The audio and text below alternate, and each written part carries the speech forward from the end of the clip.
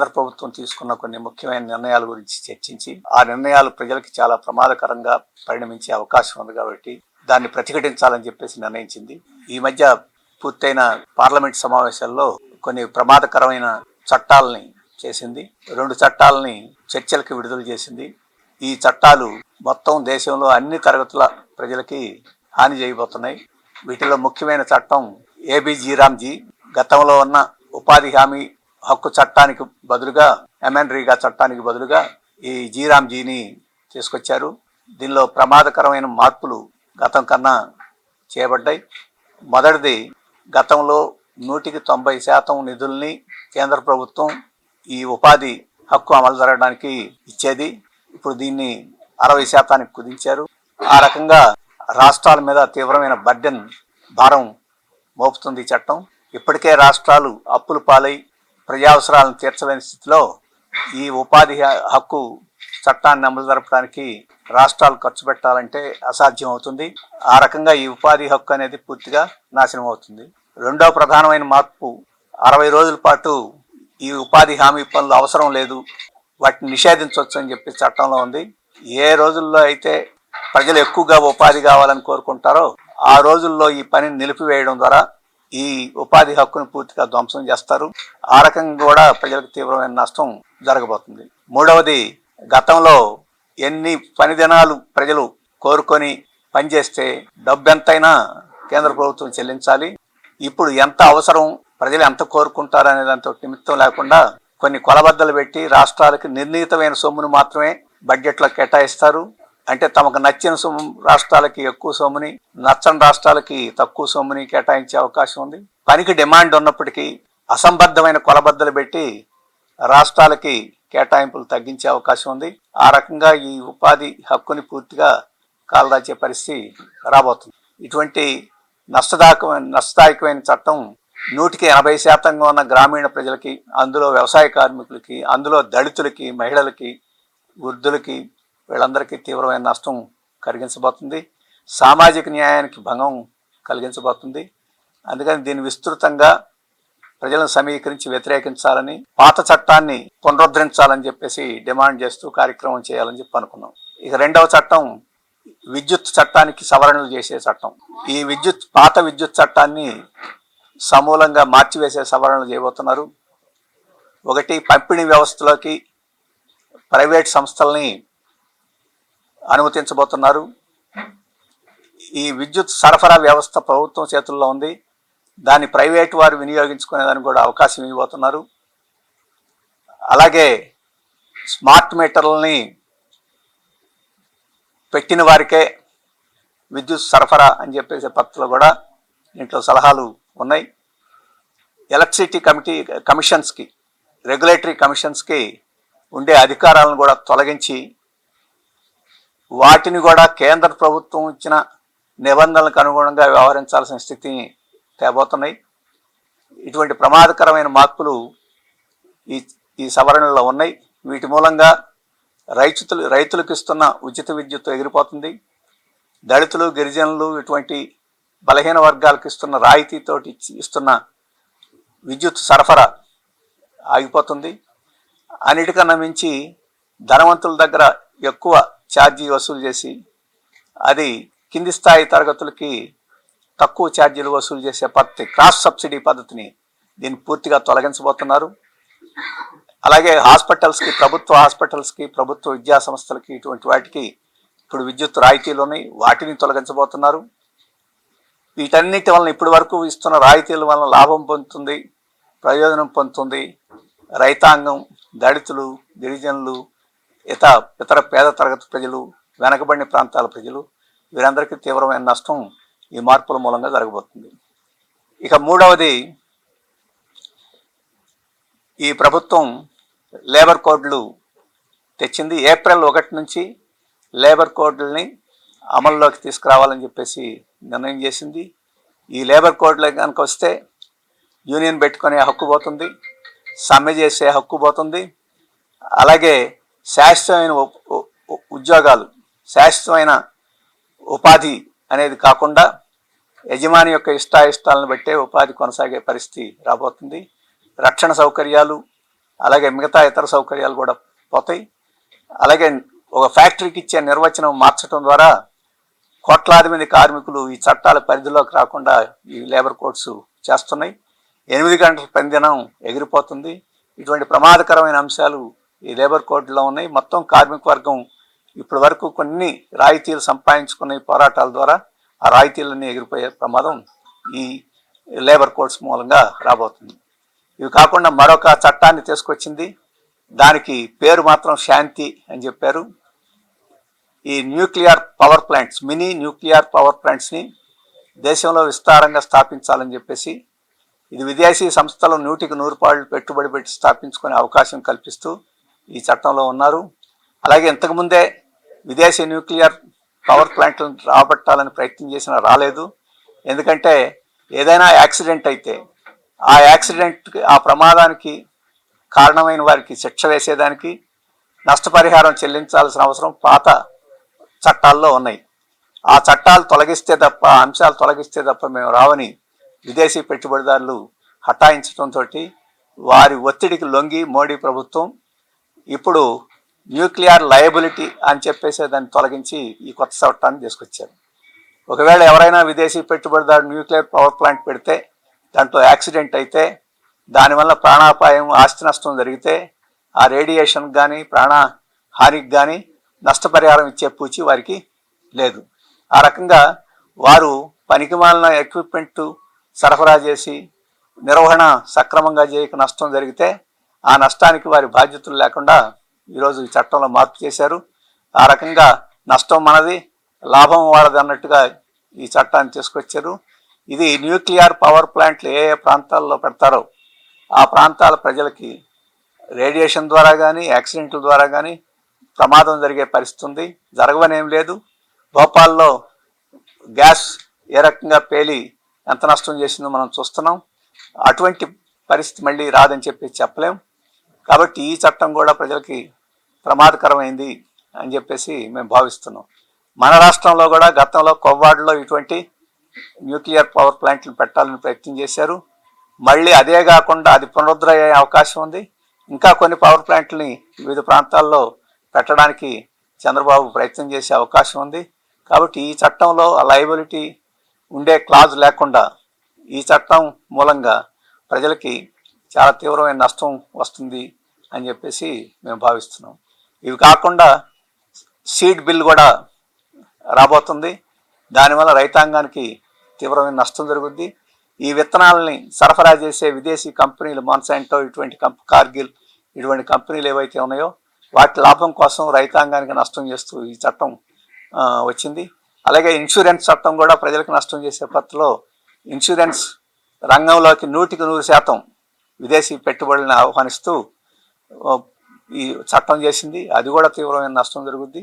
అందుకని ఈ ఒక రకంగా మోడీ గారు ఒక బిగ్ బ్యాంగ్ అంటే నెమ్మదిగా సంస్కరణలు ప్రవేశే పద్ధతి కాకుండా ఒక రకమైన ఒక బ్యాంగ్, ఒక పెద్ద ఉధృతంగా ఒకేసారి ఒక విస్ఫోటనం లాగా సంస్కరణలన్నింటినీ ఒకేసారి మనం దేశం మీద నెట్టాడు.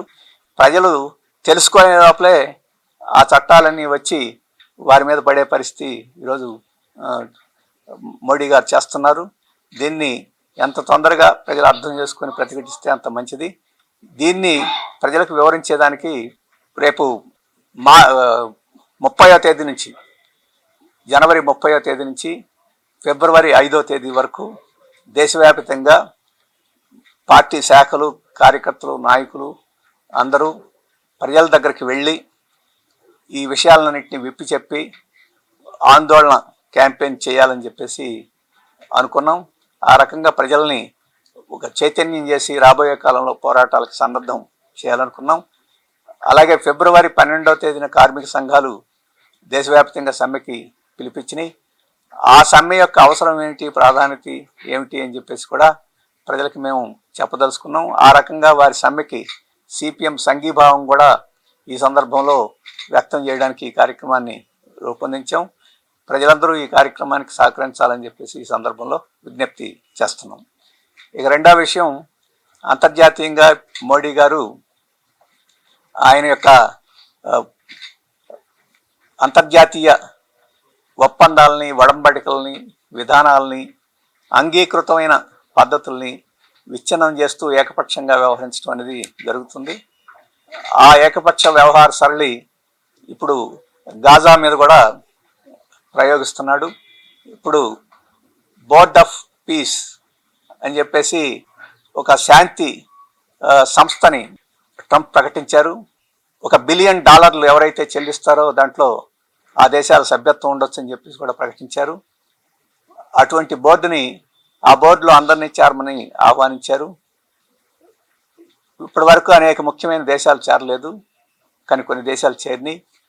ఈ ప్రయత్నం అనేది చాలా తీవ్రమైన అంతర్జాతీయ పరిపాలనా వ్యవస్థకి, ఇంటర్నేషనల్ గవర్నెన్స్కి తీవ్రమైన విఘాతం కలిగించే ప్రయత్నం.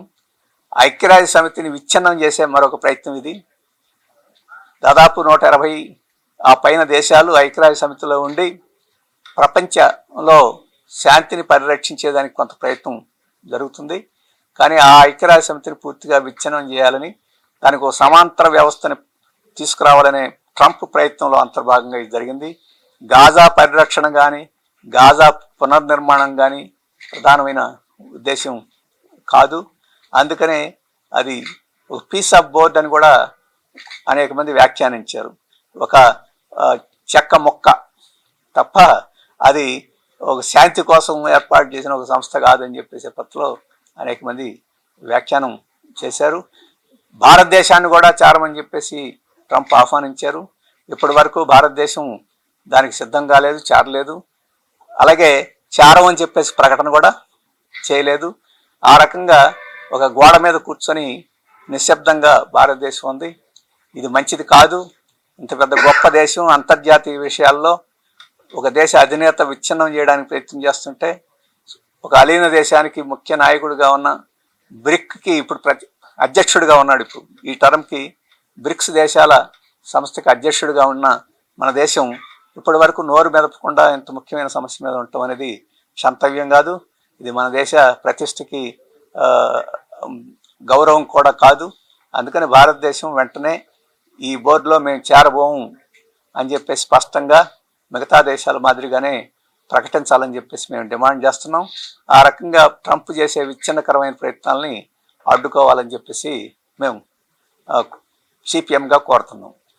ఇక మూడో విషయం వివరాల తర్వాత శ్రీనివాసరావు గారు చెప్పిన దావోస్లో సమావేశం జరుగుతుంది.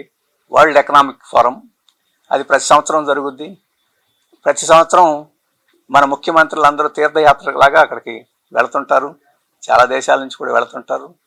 చంద్రబాబు అధికారంలో ఉంటే ఆయన వెళ్ళేవాడు, జగన్ కూడా వెళ్ళాడు, అంతకుముందు రాజశేఖర్ రెడ్డి వెళ్ళారు.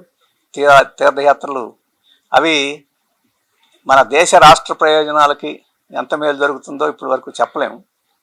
కానీ విదేశీ యాత్రకి, అందుట్లో స్విట్జర్లాండ్కి యాత్రలకి మన రాజకీయ నాయకులకి మంచి ఒక సదావకాశం, ప్రభుత్వ సొమ్ముతోటి అక్కడ వెళ్ళడానికి ఒక సదావకాశం లాగా ఉన్నది. ఇప్పటి వరకు ఎన్నో తీర్థయాత్రలు చేశారు చంద్రబాబు. వాళ్ళ అందరికన్నా ఎక్కువ తీర్థయాత్రలు చేసింది చంద్రబాబు, ఎందుకంటే ఎక్కువ కాలం ముఖ్యమంత్రిగా ఉన్నాడు కాబట్టి. అలాగే ఎక్కువ సార్లు అక్కడి నుంచి కోట్లు బిలియన్ల డాలర్లు వచ్చేస్తాయి అని చెప్పినవాడు చంద్రబాబు. కానీ మన రాష్ట్రం మాత్రం పారిశ్రామికంగా చూసుకున్నా, ఏ రకంగా చూసుకున్నా 6వ 7వ స్థానంలోనే ఉన్నది. ఇంతకుముందు తెలంగాణలో కలుపుకున్నది, ఉమ్మడి ఆంధ్ర రాష్ట్ర కోసం చూసుకున్నా, ఇప్పుడు రాష్ట్రం చూసుకున్నా ఆ స్థితిలోనే ఉంది. మరి ఈ లక్షల కోట్ల డాలర్లు ఏమైపోయినాయో, ఎక్కడికి పోయినాయో అర్థం కావడం లేదు.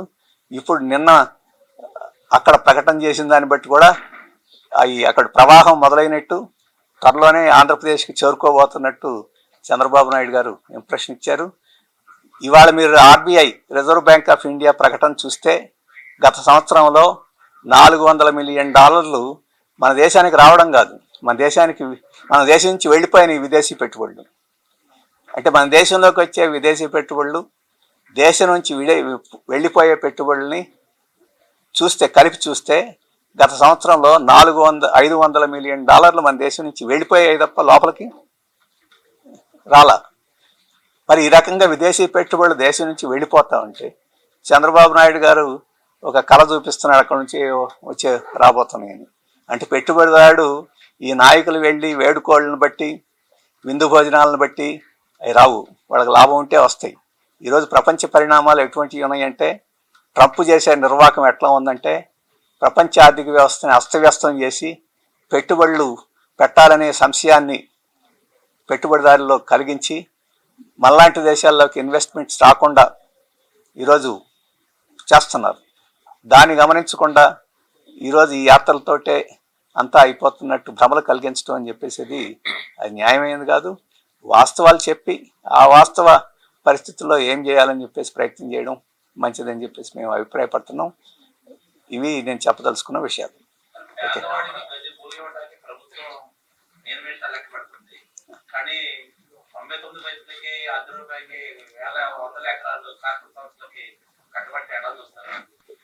ఏ రాష్ట్రంలో అయినా పారిశ్రామికంగా అభివృద్ధి చేయదలుచుకున్నప్పుడు పనికిరాని భూములు, వ్యవసాయానికి సూటబుల్గా లేనివి, ఖాళీగా ఉన్న భూములు, ప్రభుత్వ భూములు లక్షల ఎకరాల్లో ఉంటాయి. మన రాష్ట్రంలో అటువంటి లక్షల ఎకరాలు చాలా ప్రాంతాల్లో ఉన్నాయి. అటువంటి వాటిల్లో పెట్టుబడిదారులు వచ్చి పెట్టుబడులు పెట్టి పారిశ్రమలను అభివృద్ధి చేయడానికి రాష్ట్ర ప్రభుత్వం పూనుకోవాలి. దానికి ఎవరికి అభ్యంతరం ఉండాల్సిన అవసరం లేదు. కానీ చంద్రబాబు ప్రభుత్వం కానీ, గతంలో జగన్మోహన్ రెడ్డి ప్రభుత్వం కానీ అటువంటి భూముల్ని వదిలేసి బాగా రైతులకి అనుకూలంగా ఉండి, వ్యవసాయానికి అనుకూలంగా ఉండి భూముల్ని, ముఖ్యంగా దళితులు, గిరిజనులు ఎక్కడైతే ఎక్కువ నివసిస్తుంటారో అటువంటి భూముల్ని మరీ ఎంపిక చేసి వారు నోరు వాయ లేకుండా ఎదురు తిరగలేరని చెప్పేసి వాళ్ళని బెదిరించి లొంగ తీసుకోవచ్చు అని చెప్పేసి దృష్టితోటి అటువంటి భూముల్ని ఈరోజు తీసుకునే ప్రయత్నం చేస్తున్నారు. చంద్రబాబు అటువంటి దానికి ఒక ల్యాండ్ బ్యాంక్ అని పేరు పెట్టి దాంట్లో లక్షల ఎకరాలు వేసి వాటిని పంపిణీ చేయాలని ప్రయత్నం చేస్తున్నారు. ఈ ప్రభుత్వ భూములు ఇవన్నీ అధికారం ఉన్న వారి సొంత భూముల్లాగా వారు ట్రీట్ చేస్తున్నారు. లోకేష్ గారు అమాయకంగా కానీ లేకపోతే తెలివి తక్కువగా కానీ అది ఈ రెంటిల్లో ఏదనేది ఆయనే చెప్పాలి. అంటే ఇదంతా జాగీర్ అయినట్టు ఆంధ్రప్రదేశ్ నేలంతా దాన్ని తనకు నచ్చినట్టు ఎంత ఖరీదుకైతే అంత ఖరీదుకి ఇచ్చేస్తానన్నట్టు మాట్లాడటం అని చెప్పేసి అవివేకం. ఇప్పుడే రాజరికం ఉందనుకుంటున్నారో, ప్రజాస్వామ్యం ఉందనుకుంటున్నారో ఆయనకి అర్థమైనట్టు లేదు. ఇటువంటి వెర్రవీగుడు ప్రకటన చేసిన వాళ్ళందరూ గతంలో గతించిపోయారు. వారికి ప్రజలు బుద్ధి చెప్పారు. అటువంటి స్థితి తెచ్చుకోవడం మంచిది కాదు. ఎక్కడైనా ఏదైనా ప్రజలకు ప్రయోజనకరమైన భూమి అయినప్పటికీ కొన్ని అవసరాల రీత్యా తీసుకోవాల్సి వస్తే నష్టపోయే వారికి ముందు ప్రాధాన్యత ఇవ్వాలి, వారికి తగిన ప్రయోజనాన్ని కల్పించాలి. అంతకుముందు జీవించే స్థాయి కన్నా మరింత మెరుగైన జీవిత స్థితికి వాళ్ళని తీసుకొచ్చే పద్ధతిలో వాళ్ళకి నష్టపరిహారం కానీ ఏర్పాట్లు కానీ చేసి ఆ భూమిని తీసుకోవాలి. అటువంటి ఏమీ చేయకుండా మీకు హక్కు లేదు, భూమి అంటే మాది అని చెప్పేసి వెళ్ళబడతామని చెప్పంటే సహించే పరిస్థితి లేదు. అటువంటి వైఖరి ఆయన అటువంటి దాన్ని ప్రశ్నించారని చెప్పేసే మా సిపిఎం నాయకుడిని, రైతు నాయకుడిని అప్పలరాజుని ఈరోజు పీడీ యాక్ట్ కింద జైల్లో పెట్టారు. ఇంకా అనేక మంది మీద అట్లాంటి ప్రయత్నాలు చేసే అవకాశం ఉంది. అట్లాంటి చట్టాలు పెట్టి అణిచివేయాలని చెప్పి అనుకుంటే అది అవివేకం అవుతుంది. ఇప్పుడు పీడీ యాక్ట్లో జైల్లో పెట్టి ఆయనకి ములాఖత్ లేకుండా కూడా చేస్తున్నారు. జైలు చట్టం ప్రకారం పీడీ యాక్ట్ కింద ఉన్నవారికి కూడా నెలకు 2 సార్లు ములాఖత్ ఇవ్వాలి. 10 పేర్లు ఇచ్చి ఆ 10 పేర్లు ఎవరైనా ప్రతి నెల వచ్చి ములాఖత్ చేసుకునే అవకాశం ఉంది. కానీ ఆ 10 పేర్లు ఇప్పుడు జైలు అథారిటీస్కి పంపడానికి పోలీస్ శాఖ నిరాకరిస్తుంది. పోలీస్ శాఖ నిరాకరిస్తుందా? పోలీసులను అటువంటి పద్ధతిలో పేర్లు పంపొద్దని చెప్పేసి ఈ పాలకులు చెప్తున్నారని చెప్పేసి అంటే ప్రజాస్వామ్యం కూడా లేదు. జైల్లో ఉన్న వాళ్ళు కూడా బంధువులతోటి మాట్లాడుకునేదానికి కూడా అవకాశం లేనంత ఉగ్రవాద చర్యలకు ఏమైనా పాల్పడ్డాడు అప్పరాజు. రైతుల తరఫున నిలబడినందుకు ఇంత కర్కశంగా ఈ ప్రభుత్వం వ్యవహరించడం అనేది, కనీసం ప్రజాస్వామిక హక్కును కూడా లేకుండా చేయడం అనేది, జైల్లోనే తమ బంధువులను కూడా మాట్లాడుకునే అవకాశం లేకుండా చేయడం అనేది ఈ ప్రభుత్వం యొక్క చేతగానితనాన్ని, భయాన్ని, ప్రజలంటే భయాన్ని. అప్పలరాజు ఒక చిన్న వ్యక్తి, మనిషి కూడా అంత పెద్ద బరువైన మనిషి ఏమి కాదు లోకేష్ లాగా. ఇప్పుడు లోకేష్ కాస్త సన్నబడినట్టు కనపడుతుంది. అయినా అతనంటే అంత భయం ఎందుకో అర్థం కావడం లేదు. ప్రజల్ని ఆకర్షించి అతను ఒంటరిపాటు చేసి మేనేజ్ చేయలేని ప్రభుత్వం ఇది. అందుకని దాన్ని బట్టి అర్థమవుతుంది ప్రజలు ఈ ప్రభుత్వం చేసే భూసేకరణ కార్యక్రమాన్ని, అది భూసేకరణ కార్యక్రమం కాదు, భూ ఆక్రమణ కార్యక్రమం, ప్రభుత్వం చేస్తున్న భూ ఆక్రమణ కార్యక్రమాన్ని ప్రజలు అంగీకరించలేదు కాబట్టి ఈరోజు ఆ ఉద్యమానికి నాయకత్వం వహిస్తున్నారంటే ఈ ప్రభుత్వానికి భయం పట్టుకుంది. అందుకని మేము ప్రభుత్వాన్ని డిమాండ్ చేస్తున్నాం, వెంటనే పీడీ యాక్ట్ని ఉపసంహరించి అప్పలరాజుని రిలీజ్ చేయాలని, ఇప్పుడు వెంటనే ములాఖత్కి పేర్లు పంపి కనీసం అతని ప్రజాస్వామిక హక్కుని అంగీకరించాలని చెప్పేసి మేము కోరుతున్నాం.